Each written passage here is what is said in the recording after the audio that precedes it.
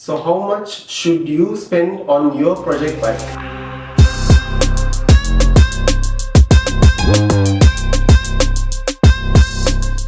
So the amount that you spend on your project bike entirely depends on what you expect out of your project. So it can be to spruce up something that you already ride to work, maybe you want to restore something that you have got from your family, or you want to sell it for a profit. So it can be a multitude of reasons.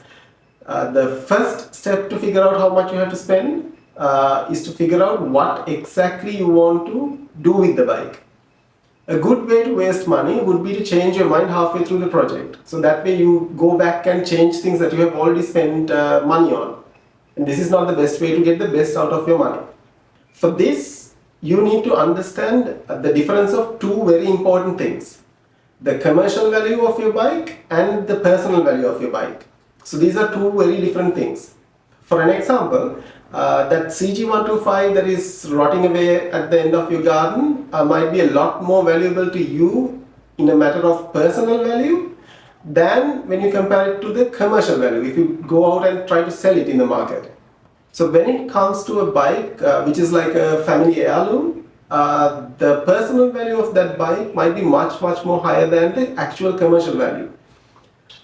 So depending on how valuable it is to you personally, any amount of money that you dump into that bike will only add to the value of the bike to you. So when it comes to a bike with a lot more personal value than commercial value, any amount of money that you spend on it to either restore it or to modify it is going to only add to the personal value for you. So it doesn't matter as long as you can afford it, it doesn't matter if you spend on it or not. But if you're trying to make money out of the project, then you have to think about recoverability. Like how much of the money that you spend on the bike can actually be recovered at the point of sale. So basically, if you don't intend to sell the bike, then whatever commercial value of the bike doesn't really have any meaning to you. So I'll give you an example from the couple of bikes that I have with me. So if you look at this VTR 250, which I bought about 11-12 years ago, is the first bike that I started modifying. So this bike actually has a lot of sentimental value to me.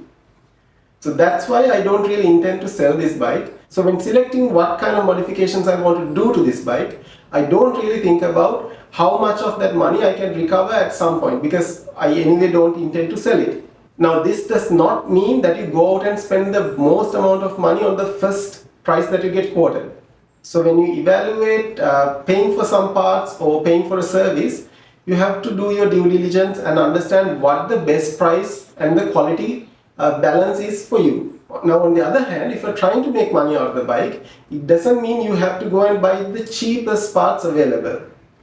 So there's a lot of options that I've talked about in other videos of mine that you can actually select from original reconditioned parts or other bikes parts that you can actually repurpose and use in a creative way that can actually have a better impact on your project than using an off-the-shelf Chinese part.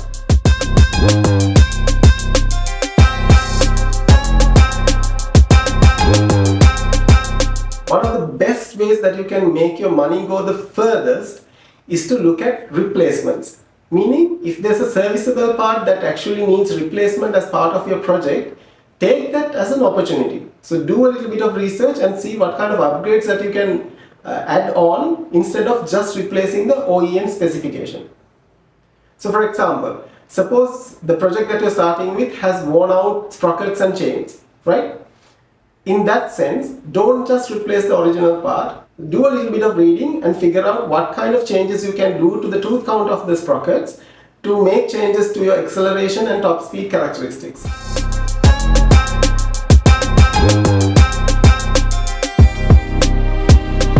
You don't always have to spend the biggest amount of money to make a really nice looking bike. So I'll give you an example. With this Reneso 250 that I did a while back, I selected a very few simple modifications that I wanted to add to the bike. Because I didn't want to hold on to that bike for a long time, I didn't want to go crazy with that build. So by selecting the right modifications, I could do a really nice looking bike, at least in my perspective, without spending a lot of money. But here you have to understand and accept that the transformation will not be as dramatic as if you did a lot of modifications on the bike. So with this bike, I only went for a couple of carefully selected modifications, like a small modification to the rear of the chassis, a custom seat, different size tires, headlights and indicators, and small modifications that I could do with add-on parts, a handlebar change. So only a very few selected modifications.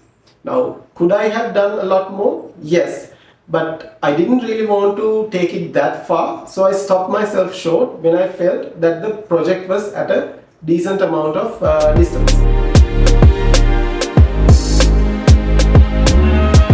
So the other thing you have to remember is, especially the Sri Lankan market favors originality a lot more than modifications. So this is just a fact that we have to live with.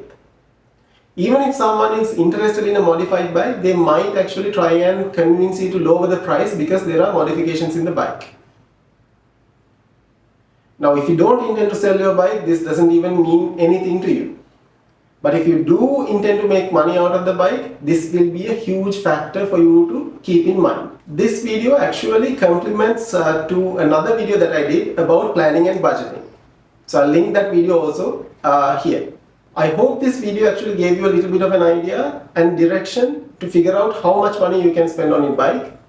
And I will see you again with another video like this.